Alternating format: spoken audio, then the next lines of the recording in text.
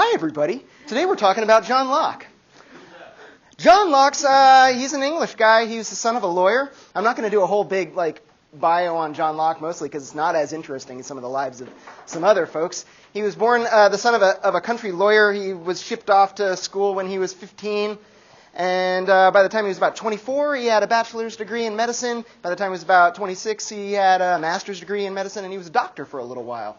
Then he got mixed up in some various kind of governmental administrative sorts of jobs, and he became interested in philosophy. Actually, when he was a student, he got interested in philosophy. And notably, kind of in the spirit of modernism, he had to read. This is still early modernity. There's not just because there's been a Descartes and a Princess Elizabeth and a Margaret Cavendish doesn't mean by the time John Locke is on the scene, nobody's reading Plato and Aristotle anymore.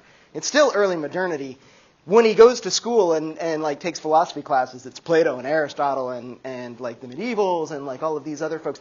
It's still this sort of Renaissance attitude of looking backwards a little bit. But we mentioned a little bit how Britain is far enough away from the continent, and they seem to have their own thing going on, that there is a spirit of kind of leaving that stuff behind and trying something new that seems to catch fire in the UK before it does on the continent, or at least in different ways in the UK than it does on the continent.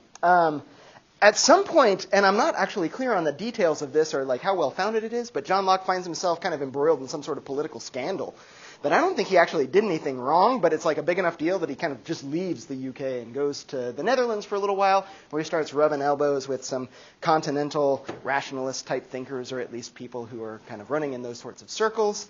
He gets interested in philosophy again and has an incredibly productive couple of years where he writes a whole bunch of stuff. I'm not going to talk more about the political background surrounding John Locke today, because eventually we're going to read John Locke again in the second half of the semester. We're going to read his second treatise on civil government, and the political background is relatively important for that. For John Locke today, in the essay concerning human understanding, which is written around the same time as the second, I think around, or it's at least published the same time as the second treatise on civil government, if maybe he was working on that political stuff earlier. If we want to know the interesting sort of context for this, we've got to look at what's going on in epistemology and metaphysics around this time. And some of the big markers, some of the huge kind of historical landmarks that are happening right around this time include things in 1684, Newton and Leibniz independently with slightly different notations, and seemingly there's a big whole debate over who gets there first, but Sir Isaac Newton and a whole bunch of German initials, Leibniz, they independently come up with the calculus. So now you get to take a calculus class because of them.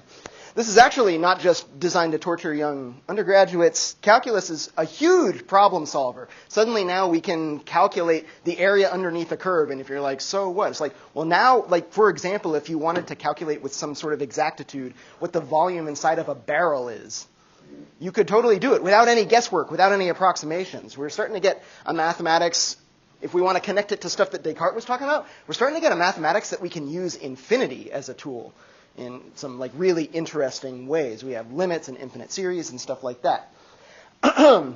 So Newton and Leibniz developed the calculus in, 1684? 1687, Newton publishes the Principia Mathematica, which is up there on a short list of things that rocked the scientific world. Maybe that Copernican revolution that we mentioned earlier, that's probably on the list. The publication of Newton's Principia Mathematica kind of sticks a big old flag in the era and says science has begun. This modern empiricist era has begun. And it seems to have taken root in a particularly ridiculous? In a particularly fruitful way in Britain. So we get the rise of something that is known now, and I think even a little bit at the time, it was becoming enough of a scene, we refer to as British empiricism. Little flare-ups of empiricism throughout the entirety of the history of Western philosophy.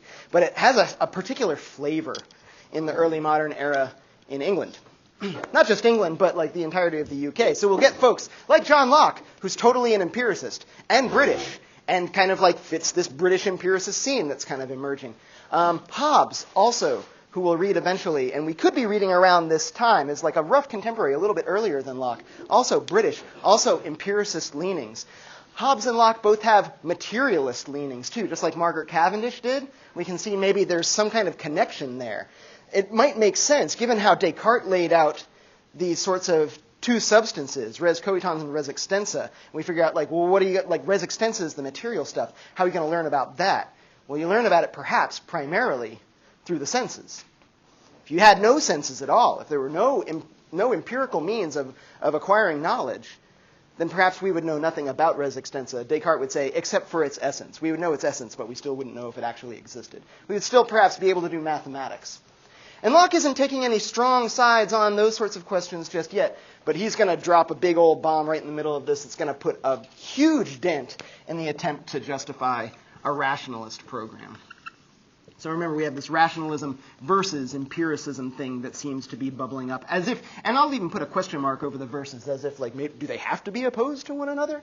Some formulations of these theories do suggest that they are probably opposed to one another. Empiricism, where if the rationalists are saying there are some, perhaps even foundational things that can be known through an appeal to reason alone, the empiricists perhaps are saying, no, there are no things that can be known through any means except through empirical means.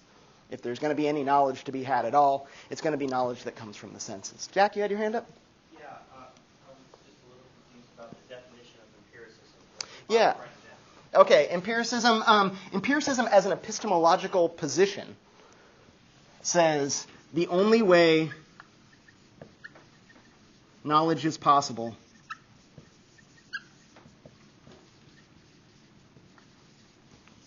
is through sensory experience.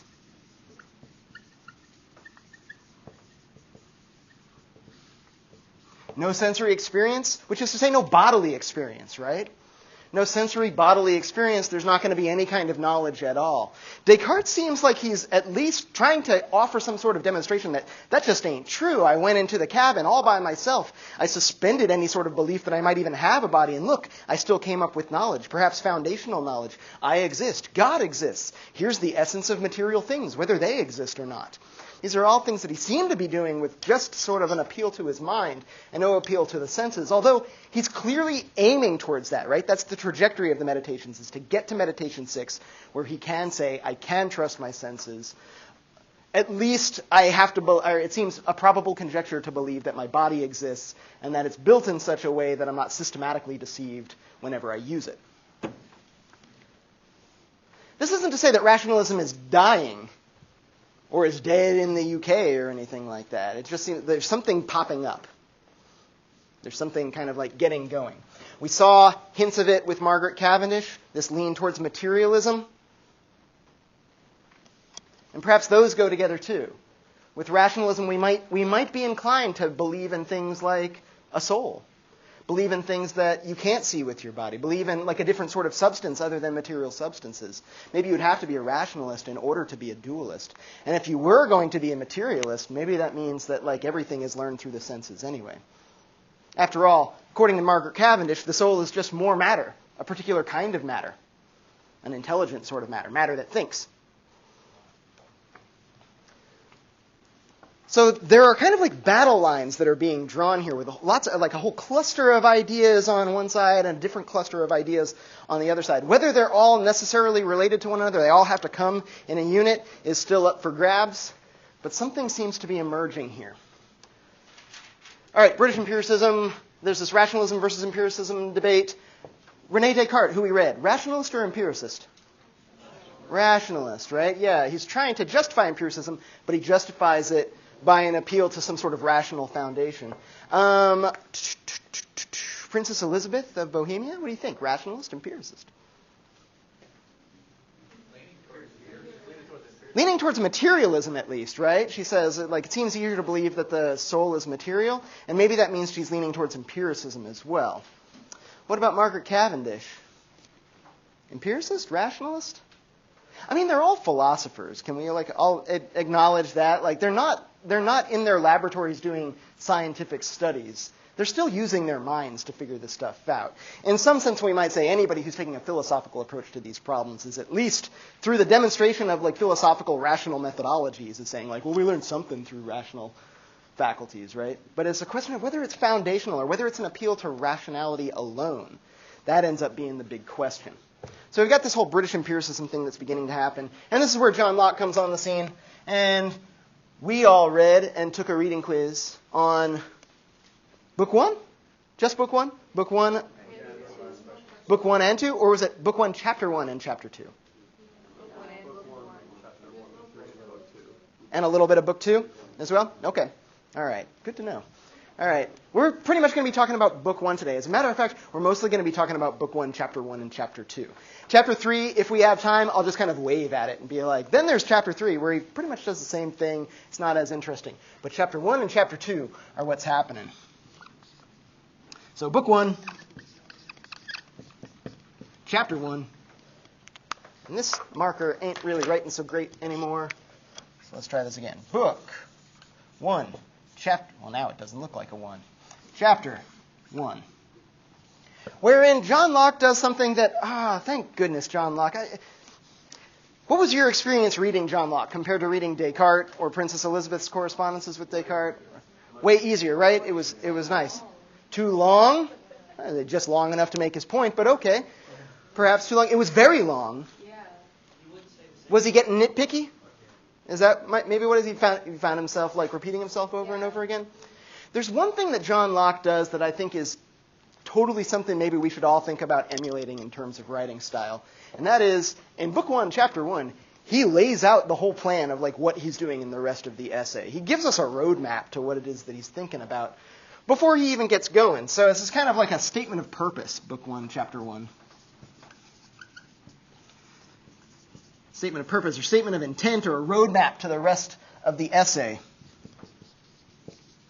Where he says, look, these are the questions that I'm trying to answer here. This isn't necessarily like to say that like other questions aren't important, but this is John Locke's focus in this essay. And he starts off by saying, look, for starters, let's do the same sort of thing. He doesn't cite Margaret Cavendish. I don't even know if he's read Margaret Cavendish. But he's doing the same sort of thing, which is kind of like this anticipation of a psychological science, maybe.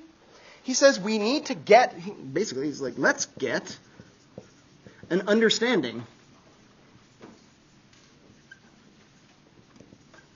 An understanding of the mind. Or perhaps if we wanted to like make it even cuter, we could say something like, let's get an understanding of understanding.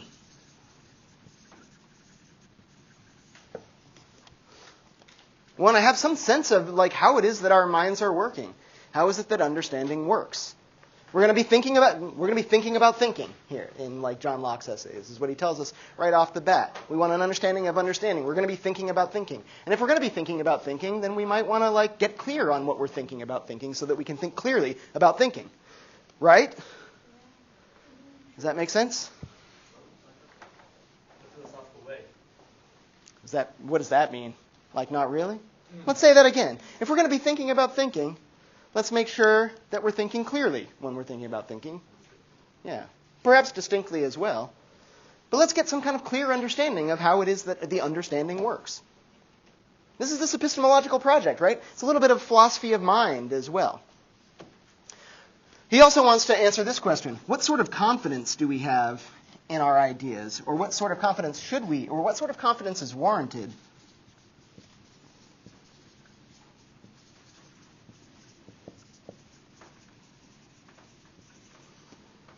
when we don't have any certainty? Rene Descartes laid this kind of this standard of absolute certainty down for himself in the Meditations, and perhaps this sort of rationalistic approach requires that, or there's something about that. But it seems evident that there's a lot of stuff that seems to fall under this blanket of like, what do we know, or what could we know, or what are the things that we have beliefs about, and how confident should we be about those beliefs, that concerns things that we don't know with any absolute certainty. Descartes himself got right up against it in Meditation 6 when he says there's a probable conjecture that my body exists, right? Well, once we start getting into this territory of empiricism and using our bodies to understand the way that the world works, perhaps we would do well to recognize that Descartes had a point when he said that the senses can be fallible, that they can lead us astray, which isn't to say that they probably do, but that we don't have any certainty So what kind of confidence is justified when you don't have certainty? Basically, what he's offering us here is a kind of a user's manual for the mind, and we've kind of stumbled upon that idea before already. A user's manual for the mind so that we can use it properly. It's a tool. Understanding and like all of the faculties that our mind possesses, these are tools for us to understand the world better. If we want to understand understanding, if we want to have appropriate sort of confidence in the things that we believe, even if we don't really have certainty, we want to know how our mind works. We want to use those tools in a sort of correct way. So a user's manual for the mind. And then last, but not least, a huge component of how it is that we're going to answer all of these questions comes down to this other question, which is, where do my ideas come from?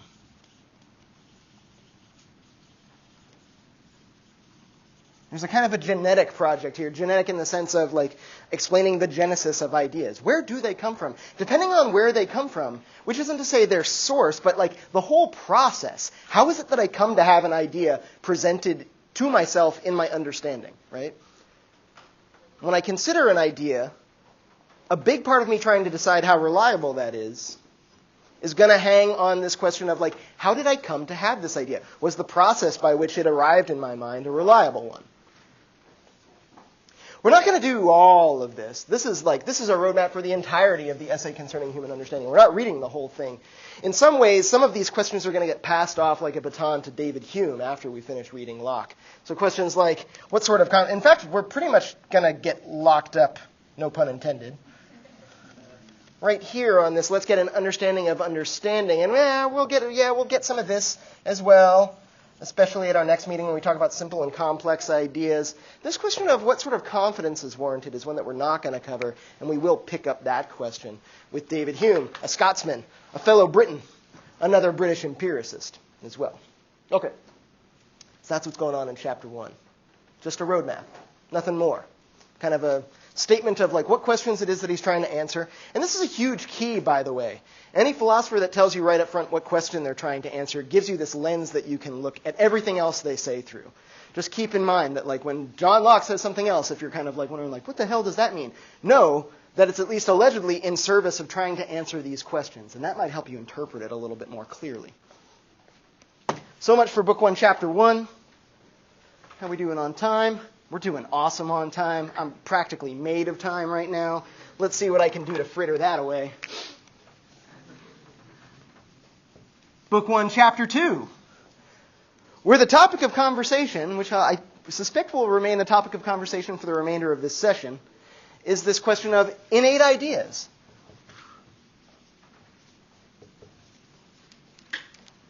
And let's even put a question mark on it. Innate ideas? Are innate ideas a thing? Are there any innate ideas? Let's start with this question. Like, what is an innate idea? An instinct? Keep that in mind. We might come back to that by the end of today's session, maybe at our next session next week as well. But yeah, instinct, not quite what Locke is talking about. Although it might be an interesting part of a conversation that maybe calls some of Locke's arguments into question. Yeah, Adam. Sort of like universal truth. Yeah, universal truths. Yeah, this actually becomes part of the process of him trying to sort out whether or not innate ideas exist. Comes down to a whole lot of interpretation of what do we mean when we talk about innate ideas. And in fact, he does a lovely sort of a dialectical move where he's consistently entertaining counter-arguments, right? There's a kind of a they say, I say structure to where it goes. What is John Locke's position on innate ideas? Are there innate ideas? John Locke, what do you say? No way, Jose. But then he spends all the rest of the time trying to imagine how it is that somebody would disagree with him, right? What would the person who thinks that there are innate ideas, how would they respond to kind of my just kind of out-of-pocket denial that innate ideas exist. And he tries to look at those reasons and examine how strong those reasons are. This is the sort of thing that a philosopher does. It's like a great example of like taking up an idea that seemingly other people have taken for granted, and plenty of other people have taken it for granted. Descartes was talking, have we mentioned this? I didn't highlight it as we were reading the Meditations, but I think I pointed to it a couple of times. Descartes seems to think that we have innate ideas. What sorts of innate ideas do we have?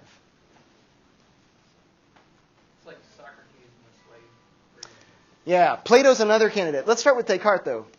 Descartes' innate ideas. Something cannot be and also not be. That's Parmenides, yeah, and Locke mentions that. I'm talking about Descartes, though. Let's back up. Like, remember when we talked about Descartes? He was that French guy who was like, yeah, God. Yeah, God, he said, was an innate idea. That, like, I can't have come to it through any sort of experience because I haven't had any infinite experiences. I only have finite experiences because I'm a finite thing. But yet I have an idea of an infinite being. Where did that come from? It must be, he describes it as like the thumbprint of his creator on his soul. When God made Descartes' soul, he left his thumbprint, which kind of left us, this is metaphorical, right? Left some sort of like idea of infinity. So as soon as there was a Descartes soul, it had an idea of this infinite being, right? Of an infinite creator. So God is like one of the best candidates that Descartes offers for an innate idea. Perhaps also the thinking self might be an innate idea. Descartes says it's not the sort of thing that could possibly be doubted. It has this kind of foundational role, and maybe this means that it had to have been there all along. Perhaps these simple universals that he talks about in Meditation 1 and then come rushing back at the end of the Meditations as well, once he gets rid of the evil deceiver, these things that are the kind of like the mathematical truths about the essence of res extensa, perhaps these are also things that are innate ideas. And as it was pointed out, we don't really have to go to Descartes for like the sort of paradigmatic innate ideas person. Plato's a really great example of this too. Plato offers us through Socrates this theory of anamnesis, that how it is that I come to knowledge is that I remember things that I forgot, or I unforget things that I forgot. Which means they must have been there all along, right? And these are the forms. Those ideas that like are imprinted on everybody's soul from the get-go, that you look inward and you discover them through the use of your rational faculties. These are innate ideas. It's a big, huge notion. It seems to be a notion that's very friendly with rationalism, too. If you have innate ideas, these are these things that like you can look inward, use only your rational faculties, examine only your own mind with your own mind, and you will find these certain truths that have been laying dormant there the whole time. Innate ideas. And Locke says, I don't think so. But the people who do think so, what is it that they say? And the first thing that they suggest is, maybe we're talking about ideas with universal assent.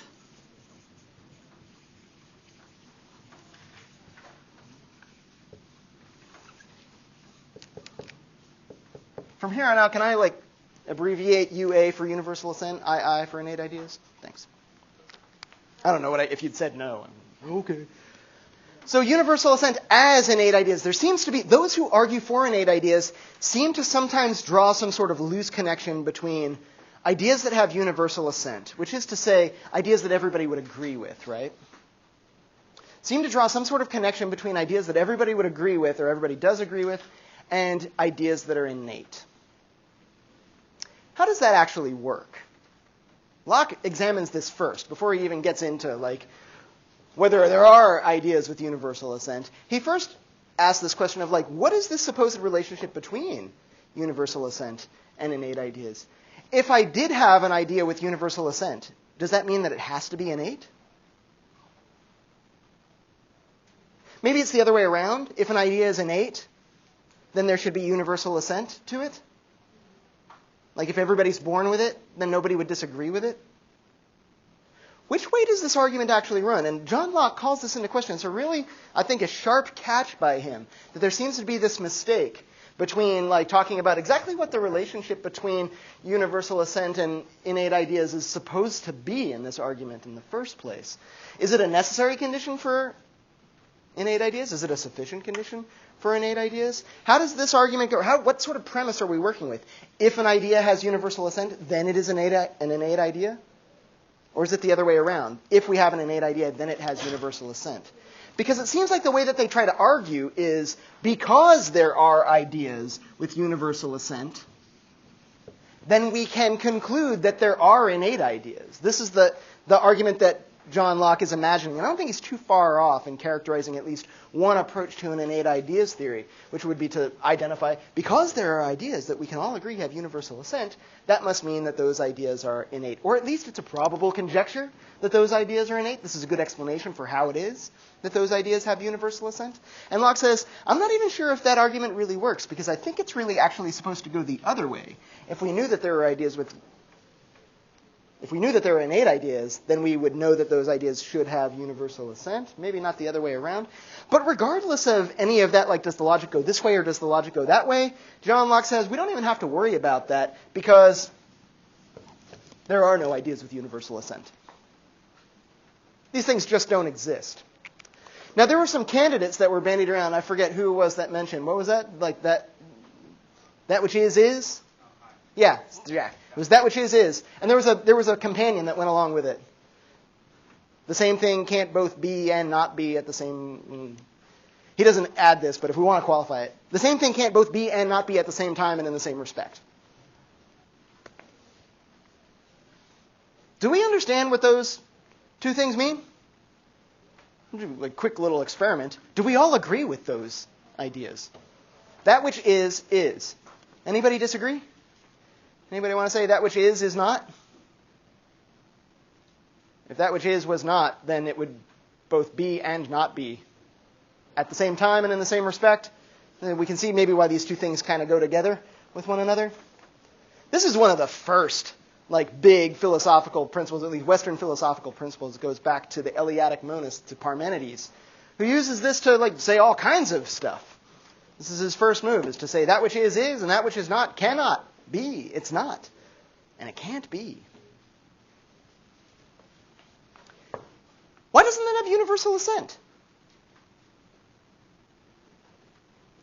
We all agree with this, right? I can't both be tall and not tall at the same time and the same respect. You might say you used to be short and then you got taller, but that's not at the same time, right?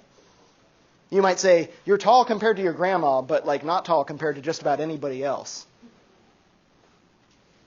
But that's not in the same respect. Whatever tall means, if I pin it down to one respect, I can't both be tall and not tall at the same time. Does that seem right? Yeah. I can't both be alive and not alive at the same time and in the same respect. Yeah. I can't both exist and not exist at the same time in the same respect. Things can't both be and not be at the same time and in the same respect. How could anybody disagree with this? And the trick here is it's not that there are people who might disagree with it, because we're asking for universal assent. What is John Locke's response to the... obviously, I've shown you what his response to this idea that there are ideas with universal assent, and therefore at least maybe probably innate ideas. And he says there aren't any. What's his objection to this? Why not? Why not that which is, and that which is not and cannot be? Yeah, Pearson. Children and idiots? Children and idiots. Yeah, there we go. Children and idiots. John Locke says, no way, man, but children and idiots.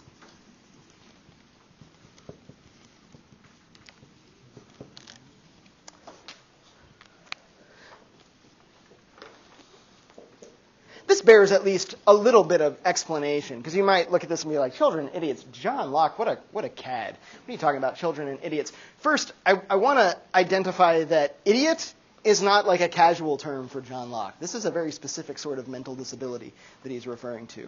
Literally, an idiot is somebody who kind of lives in their own world, right? Has no contact with anyone, doesn't seem to make any sort of connection or share a world with anybody else. You still see this root in things like idiosyncrasies, right? If you have an idiosyncratic habit, it's something that's particular to you or peculiar to you. And an idiot is somebody who has this is their world. It's just theirs. They're closed off to everybody else. So he's not just talking about stupid people here. He's talking about folks who don't seem to be connected to anybody else.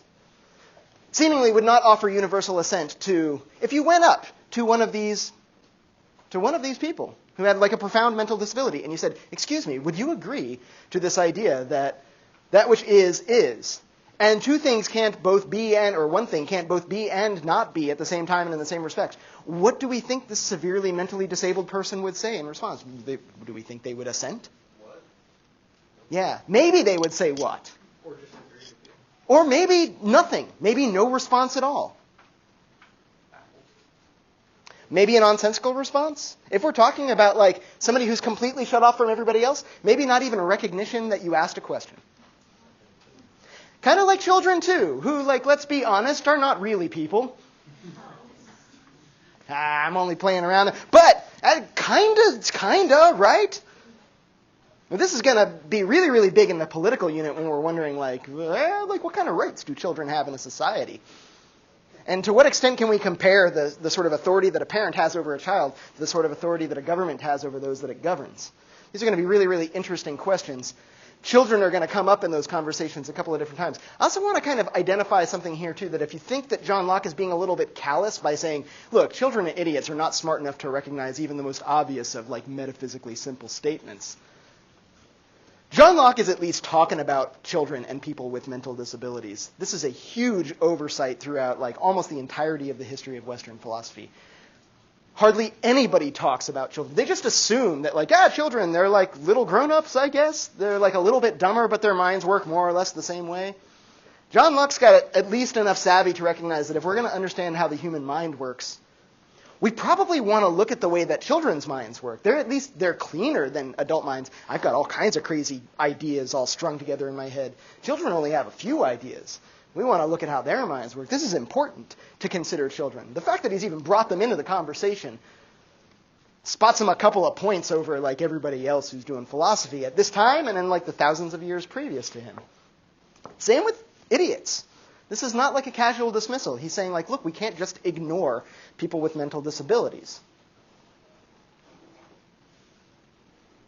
And children and idiots would not assent to any statement, even these seemingly logically necessary statements.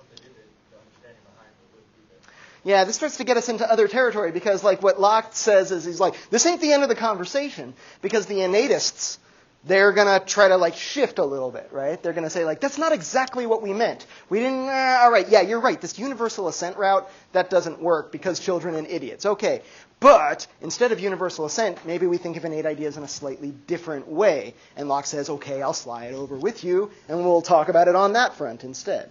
Yeah, Pearson. They could not assent. Yeah. Perhaps that's true, yeah. And maybe the important thing there, we might say, yeah, but rocks don't have minds. And then Margaret Cavendish is like, not so fast. And we're like, rocks don't have minds. But children have minds, no? Perhaps not fully developed ones, but minds nonetheless. The severely mentally disabled have minds, right? Do they have minds? Sure. I think they have minds. Are they people? Sure. Easy enough to say in 2018? And let's keep in mind, too, that it happens here. This campus is more or less accessible to physically disabled people, but not so accessible to mentally disabled people. And maybe, like, some folks would be like, that's ridiculous. How could a university cater to people with severe mental disabilities? And, like, the fact that it's not even on our radar of things to talk about is going to mean that we have a community here where that sort of point of view is not really represented all that well. Children and idiots can't do this stuff. And they have minds.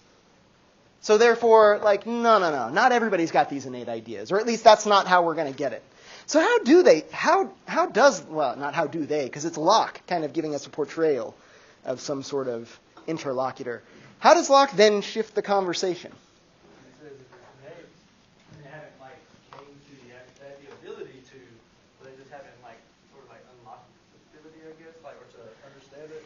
Yeah, there's a whole succession of, like, subtle twists on universal assent. He can know it, but it's, like, back there. He just can't reach it. Yeah, right? Yeah, so we start with something like, all right, maybe, like, you don't assent right this instant, but, like, eventually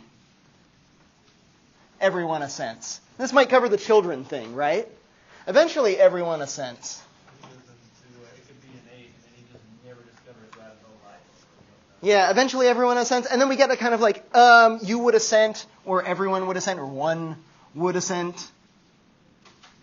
This is maybe another possibility. One would assent if we arrived at the idea through the use of reason.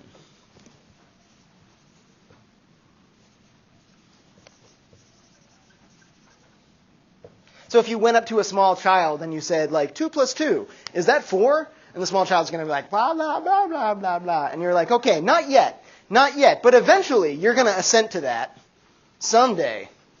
Therefore, it's an innate idea. Or, like, you would assent if you arrived at this by reason. We might even say that, like, somebody who's not a child, a full-grown adult, perhaps with no obvious mental disabilities, we would say 2 plus 2. Is that 4? And they're like, I'm not sure if I assent to that. And we're like, well, use some reason. Think about it carefully. Is it 4? Like, oh, now that you've directed me to use reason, yeah, it is 4. Or now that you've directed me to use reason, yeah, it's true. That which is. Like, I was thinking maybe that which is isn't, but now I've realized that's a naked contradiction. It can't be true.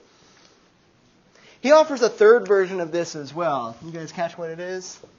Eventually, everyone assents. I don't know if that'll cover idiots. One would assent if one arrived at it via reason, where if you don't have the use of reason, I suppose, then we can still say if you did use reason, you would arrive at the idea, and this means that it's an innate idea. What's that last one? I'll give you a hint. It has to do with language.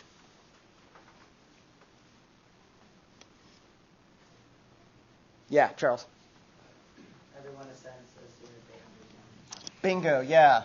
It's one would assent if they understand the terms.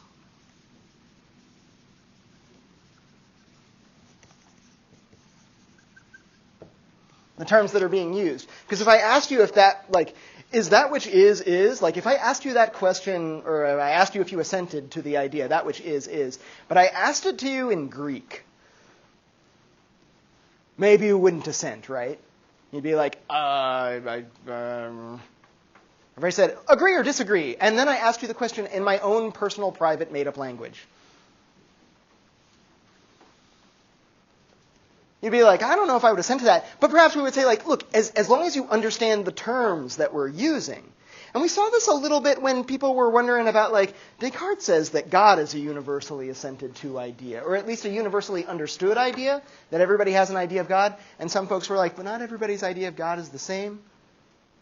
We did kind of point out that, like, Descartes is using the symbol God to refer to a concept, and that concept is an infinite being.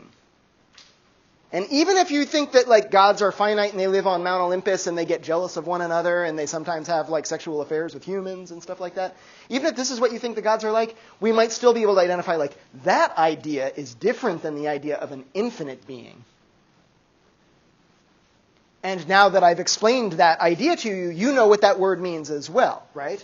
So one would assent if they understood the terms. And we could say this about it. We could say, pentagons have 5 sides, yes or no? And if you have no idea what a pentagon is, then you're like, oh, I don't know if that's true. I don't know if I assent to that. And I say, pentagon, break it down. What does it mean?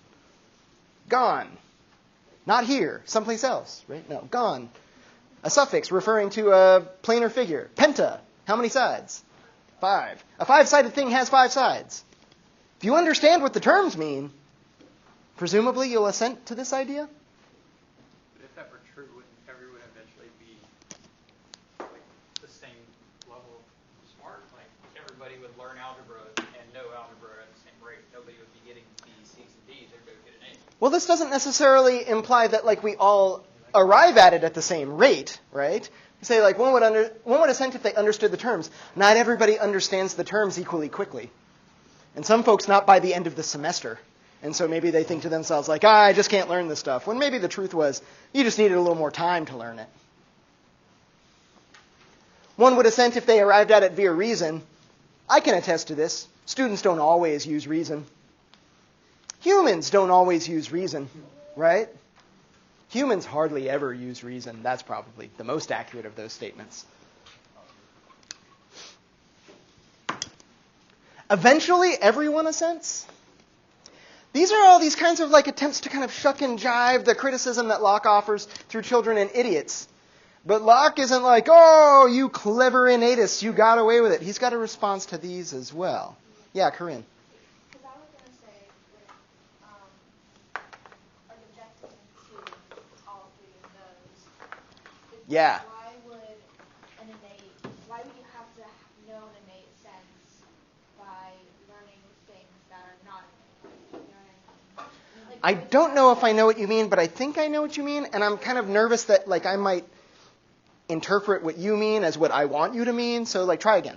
Okay, so why would you have to have an understanding of innate things through learning, which is not innate? Yeah. Okay. Yeah, that's what I thought you were saying. Okay. Good. So it's kind of so this is like one of two big objections that he has to this whole family of attempts to kind of like shift the argument for innate ideas. And the first one is, those don't look innate to me. These look like acquired ideas.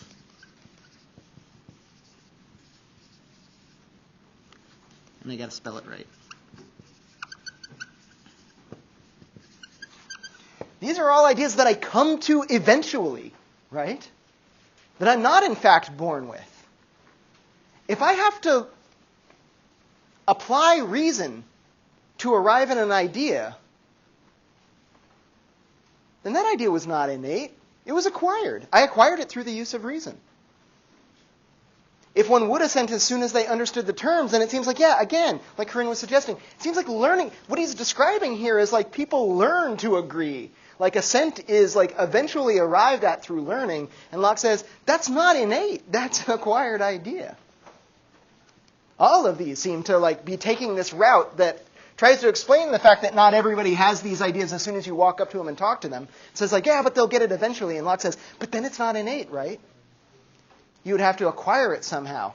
Now, the Platonists in the room might say something like, yeah, but like anamnesis is a funny thing, and like, don't you have memories even if you're not like currently thinking about the memory right now? Or like, what if you like are not sure if you could recall the memory? Maybe, do you still have the memory? Like, what's going on with that? Are all of these things acquired? Perhaps are they laying dormant in your soul for you to discover them? Like you have the idea, it's just in a box, and you haven't opened the box yet? May never open the box? It's possible. Yeah. If you haven't opened the box yet, and you could die in the next 5 minutes, then it's possible that you might never open the box.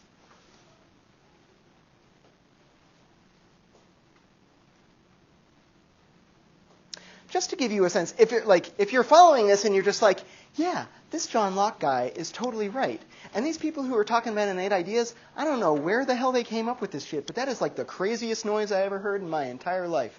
It's not that crazy.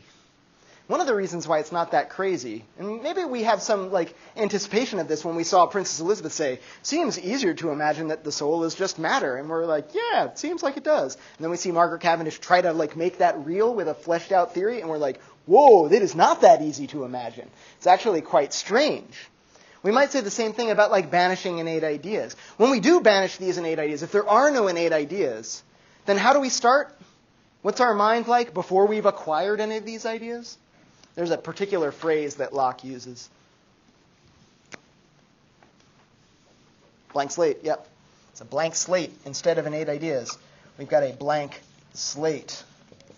No innate ideas.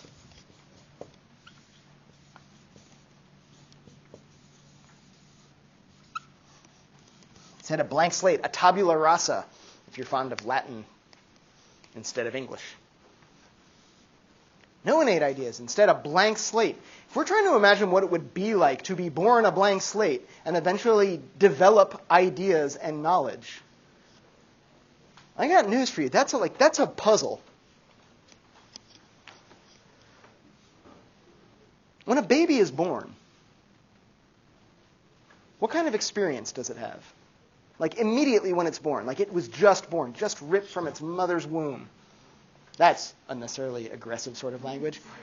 The miracle of birth has just happened. It was gently tapped on the bum, and the baby starts crying, and the umbilical cord is cut, and then there's instant bonding, and oxytocin is like rushing through everybody's body and all that stuff. All right, so the baby was born. It's just been moments. What does the baby see? Nothing? Nothing yet? Is it because its eyes are closed? Is it because its eyes don't work yet? Do you think a baby sees its like if I wave like a newborn baby, I wave this blue marker in front of the baby's face. It'll see a blue blur. Baby's vision is blurry. Yeah, it's blurry. I'm not even sure if they would see blue. Which isn't to say there's something like, is this because like their cones haven't fully developed yet in their eyes? Oh, that is interesting, yeah. I was going to suggest also maybe we don't have like the mental capacity for these sorts of things either. Like you haven't started to build the neural network. In order, like if this is blue, like don't you have to have an idea of blue to see this and be like, oh, that's blue? Can I identify a blue marker with no idea of blue or marker? Who's never had the experience of blue, right?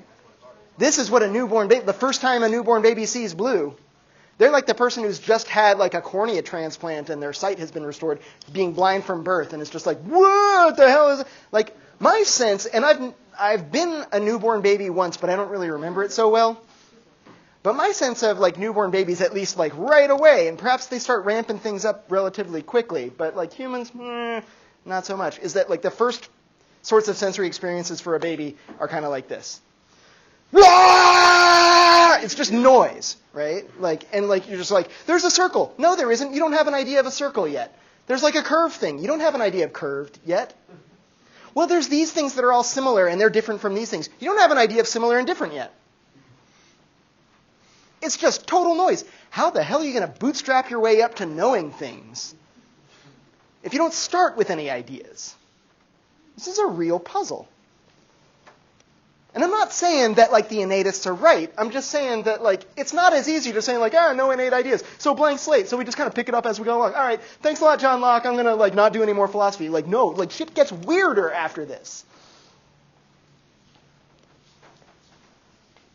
Yeah, Charles.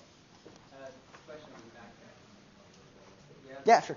Those look like acquired ideas written right there. So if you have an idea, is assent to that idea, can you consider that a separate idea itself? Yeah, that's a really great point. And maybe this is just like Corinne, and I'm like interpreting something that wasn't there. So tell me if I'm misinterpreting you. But it seems like one of the things that John Locke is doing, and I think maybe he baked it into this discussion when he started talking about universal assent and eventual assent, is he's got a very idiosyncratic or a very specific kind of idea of idea. Does that make sense? Like, he's thinking about ideas as things that could be true or false, things that could be assented to or not assented to. And I was talking about, like, do you have an idea of a circle? Circle. Agree or disagree? Do you assent to circle? What? That doesn't make any sense, right? Locke's ideas seem like, insofar as the conversation is centered around this discussion about, like, whether or not assent is possible and how assent comes to be possible, how knowledge comes to be possible, concerns ideas that are like full-blown propositions. The sorts of things that could be true or false. The sorts of things that maybe are like linguistic constructions. It's not just a concept. It's a concept and some verb that relates that concept to another concept. Circles are shapes. Now I can assent or like disagree with that, right? Circles are shapes. Circles? I don't know. That's not the sort of thing that can be true or false. So maybe he's playing a little fast and loose, and maybe there should be a distinction between circles are round and just circles. So what's up with circles, right? Just all on their own. Yeah, Charles. Well, and I also mean the assent itself. So like, that family of things is assent, right?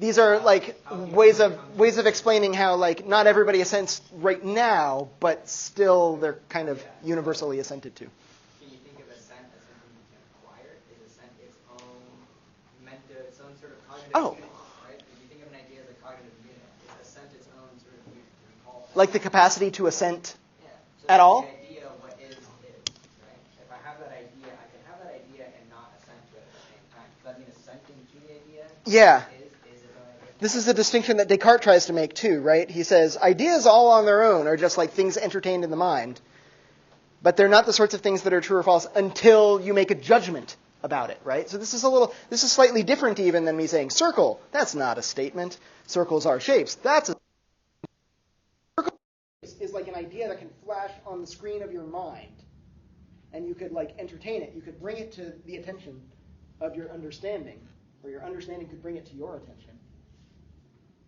But until you make a judgment, assent isn't even on the map, right? Assent is like a different sort of a mental activity than just entertaining an idea. That's an excellent point. And it's one that like John Locke seems to be playing fast and loose with. There's a lot of like room for like Cartesian types to get in and work in some of the spaces that he's left open here. Those look like acquired ideas. And we're like, oh yeah, they do. But at the same time, maybe there are like clever distinctions to be made between judgments and other sorts of ideas that aren't really judgments yet. Maybe we want to make a distinction between full-blown propositions and concepts. And that's going to make all of this a whole lot more complicated. John Locke does identify one other thing. It's not just that these look like acquired ideas. He's got one other rejoinder to this whole family of attempts to justify an innate ideas theory. The first step is those don't look innate. They look like they're ideas. And the second move is those don't look like ideas.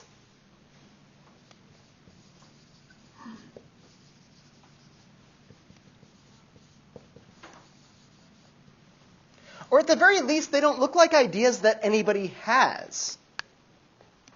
And maybe this is the same sort of thing as talking about they look like acquired ideas. And I think maybe this has a way of kind of getting around some of the criticisms that we've just raised, or at least questions about maybe John Locke is playing a little sloppy with what the notion of an idea is, and whether or not all ideas get assent, or whether or not there could be like ideas with universal assent. Maybe there are universal ideas, but they're not universally assented to, or like they would be eventually. Or if they arrived at by reason, or if you understood all the terms. Maybe there's something to this. And John Locke says, yeah, okay. But they don't seem like ideas. They don't, or at least they don't seem like ideas that I have. Let me see if I can break this down. I'll be John Locke. And I'll be talking to somebody who's an innatist. And the innatist says, like, yeah, maybe all this stuff. And I'll say something like, wait, so you're telling me that I have an idea that has never been presented to my attention yet? That I have an idea that is not present in my understanding and never has been present in my understanding? That I have an idea that has never once made an appearance in my mind?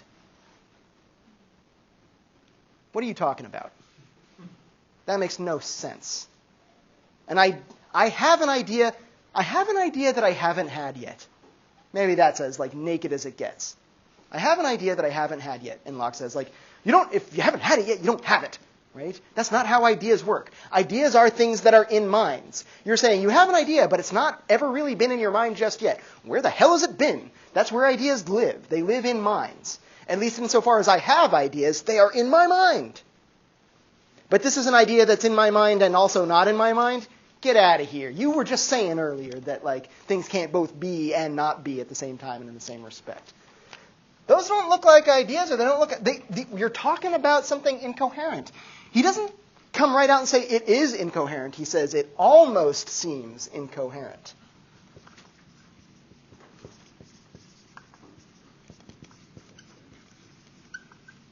To have an idea that you haven't had yet.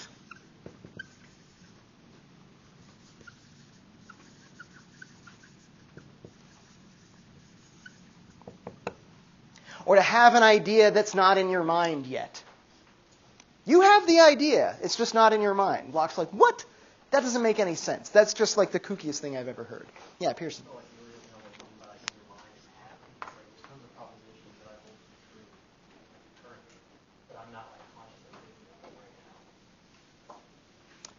Yeah, so what is up with that? Yeah, so like how do I access those ideas?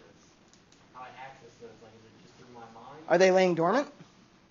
Yeah. I mean, if it came up to a situation where I would rely on them, maybe like... This is a really interesting question. Yeah, I'm glad that you pushed up against it like immediately, because I tried my best to portray it in as ridiculous a way as possible. But that's maybe not entirely charitable. I think most of us do think of memories as like ideas that are stored that are not presently being entertained. So they're ideas that I have, and maybe I've had them before, but I don't even know, like, maybe I've had them before, maybe I haven't had them. Like, according to my memory, I remember having them before, which is, I remember having a memory. That don't even get me started there. But, yeah, I think maybe we do have some sort of intuitive idea of an idea that's laying dormant right now. Maybe I've had it before, but I'm not currently thinking about it. But does that make any sense? I'll push back, just like John Locke is. Does that idea make any sense? An idea that is not being entertained by the mind, it's laying passive in storage. You could think about it, perhaps, at some point in the future, but you're not thinking about it right now. So what is it right now?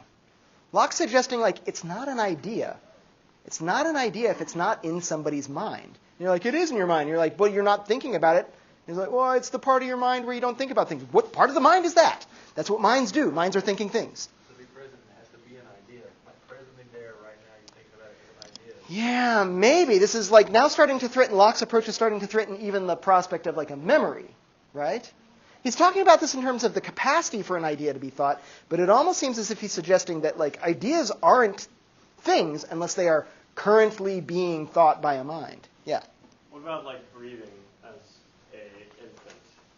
You don't have the idea I better breathe now, but you still do it. Yeah. Well, but later on, you realize that you are in control of your breath. So then you have the idea. No, but I think this is interesting too. And this starts to get into things like instincts were mentioned earlier. And I said, remember that, because let's talk about instincts again. But are instincts knowledge? I'd say no, because you have, say you were basic instincts of just try to get food. Yeah. You know how to hunt and actually kill an animal or whatever you want to do, or what you need to eat. You just know you're hungry and you need sustenance. But a newborn baby, right off the bat, knows how to eat, right? Notice the way I said that too. They know how to eat. Knowing how is not quite the same as knowing that. There's lots of stuff that I know how to do, but I don't necessarily understand what I'm doing when I'm doing it. Yeah, if a baby can do it, how difficult could it be? Yeah. Doesn't knowledge have to be attained? Does knowledge have to be attained? Well, then the innatists are definitely wrong, right? The innatists say, there is knowledge that is innate and not attained. The anti-innatists, right? The Tabula rasa crew is going to say, no, it has to be attained. So I'm not sure about this, NK. This is the sort of thing that seems to be the question under investigation right now, is does knowledge have to be the sort of thing that is attained? And what do we say about ideas that aren't currently being entertained? Do they even exist at all? In another segment in Locke's essay, he considers the prospect of what happens to you when you're sleeping dreamlessly.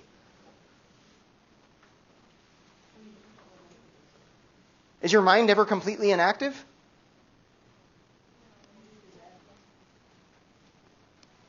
You're always thinking? The mind is always thinking? When you're not dreaming, is whenever your mind goes back over everything you've done that day. That's why studying right before you go to bed is the best way to learn something. I thought that was a dream. Is my mind going over? About it. So, but I thought a dream was my mind going over things from earlier in the day. Your eyes, or Your mind's eye. right, Your only imaginative if you vision. see it. Even though you're not dreaming, your mind is still thinking about everything that happened that day. You don't always dream about what happened that day. I mean, we could test this today, right? John Locke couldn't have, but we can hook somebody up to an EEG and see, all right, let's put you in, the deepest part of your sleep and find out, what's going on. Are any thoughts happening? There's some electrical activity. I don't know if that's the brain working. I'm not sure if it's the mind. I don't know if thinking is going on. Can we all agree also that the brain does plenty of stuff that we wouldn't call thinking? Yeah. Okay. Corinne. I don't know if this is a good argument or not, but Let's find out. if I say, what did you have for breakfast yesterday? Most of us aren't going to remember. So it's how are you going to, when you're dreaming, most of us don't remember that we're dreaming or that we even dreamed or what we were thinking about. So it's not to say that we weren't thinking, because obviously we ate breakfast. That we just forgot that we were thinking. So maybe we think all the time and we just forget sometimes. But at the same time, when I do sleep dreamlessly, it seems it does seem an awful lot like I'm awake and then I'm awake again, nothing happened in between. Yeah, maybe you should. We should talk about your sleeping habits. But okay, I sometimes, occasionally at least, wake up feeling refreshed, not beaten up. But yeah, Locke entertains this like relatively seriously, this prospect that like maybe like maybe your mind disappears when it's not thinking. I mean, if a mind is a thinking thing, if it ever stopped thinking, it would stop being itself. If it resumed again later and picked up its thought right where it left off, then we would say, I don't know, would the mind just kind of have like skipped over that period of time when it was turned off? Would we say the same thing about ideas? This is truly strange territory. You start like the imagination, like where it's not really like focusing on what you're at presently, but you're still thinking, and you just go to the wandering imagination, that sort of thing. What about it? But you're still thinking. Oh, yes. Perhaps. Because imagination, you're still thinking. Yeah. I get it. When you're imagining is like a form of thinking, it's a mode of thought. But being comatose seems to not be. Zach, and then Benjamin. Just how I always thought about it was like, if there's a lit room and you can see everything, but then the lights turn off, your eyes are still open, but you can't see anything. Your eyes are still open, but you can't see anything. So this is like dreamless sleep, is that your mind is still on, but it's just not thinking anything? Think about this in terms of your computer. If I said your computer's on, but it's not doing anything. Is that believable? Or would you say, like, if it's not doing anything, then it's not on? Benjamin. That's actually kind of what I was, like, contemplating, and that was my question, essentially. Like, you mentioned, like, your mind's still thinking, but you're not, like, having any kind of, your mind is maybe disappears. Like, that's the concept that you just brought up, is, like, maybe your mind disappears, but you're... It seems like it's the other side of the coin of, like, what's happening to these ideas when nobody's thinking about them. Right. Yeah. So what is thinking in that case? Like, what does thinking mean if your mind is not present? Like, that's... I don't think it means anything. Would you agree? Like, thinking without minds is... This is unthinkable, right? So, yeah, that's what like, puzzled me when you were like, okay, so maybe your mind just disappears when you're asleep. If it's not thinking, it can't be your mind anymore. And the other side of the coin is like, what is an idea that's not being thought? Locke's got like, the innate ideas crowd has like a much steeper hill to climb than even this, right? They've got to explain like what an idea that not only isn't currently being thought, but has never been thought by anybody. Also, I think I heard somebody say something like this, but are we all fairly clear? Locke mentions this. This would cover all of the truths ever, right? That as long as one would assent if they understood the terms. If I asked John Locke, like, what do you think? Is Twitter good for democracy? John Locke would be like, what? And like, well, if I explained all of the terms, if I explained to him what Twitter was, and I explained to him what democracy was, and John Locke is like, don't explain to me what democracy is. I invented democracy, you little shit. But if I explained all those things, then John Locke would be like, oh yeah, I see what you're talking about. Does that mean John Locke had an innate idea of Twitter in 1689? All of the possible things that could be assented to. And this seems like what the innatists have like tried to open, or John Locke's portrayal of the innatists at least, have tried to open the door up to, like, if you can assent to it, or if there could be universal assent. And Locke suggests, like, this would be all of the truths, including maybe perhaps like truths about technological inventions and discoveries that haven't happened yet. This is getting ridiculous a little bit. Just as ridiculous as the idea of an idea that's never been thought, but still is an idea that people have, even though nobody's had it yet. I think John Locke might be right to point out, like, that's a weird construction. And if that's the way that the innatists are going to get me on board, then I feel totally entitled to say I'm not on board, right? We're going to, like, as weird as it might be to go the blank slate route, I think maybe we have to go the blank slate route, because this alternative is just too strange and unthinkable. At our last meeting, did I finish, like, almost exactly on time? This is twice in a row. This is remarkable. Does anybody have any questions before we break? Yeah, Corinne. In John Locke's time, did they have a concept of consciousness and unconsciousness, or was that later? Like a theory of unconscious mind, that my mind operates in ways that I'm not aware of. It's not the first on the scene, but the one who really fleshes this theory out is Sigmund Freud, and that's much later. Much later. So yeah. But I do want to kind of keep drawing our attention to this idea of like know-how that's not really quite the same as propositional knowledge. Perhaps not innate ideas, but innate capacities or innate instincts or something like that. Innately being able to do something. We're not.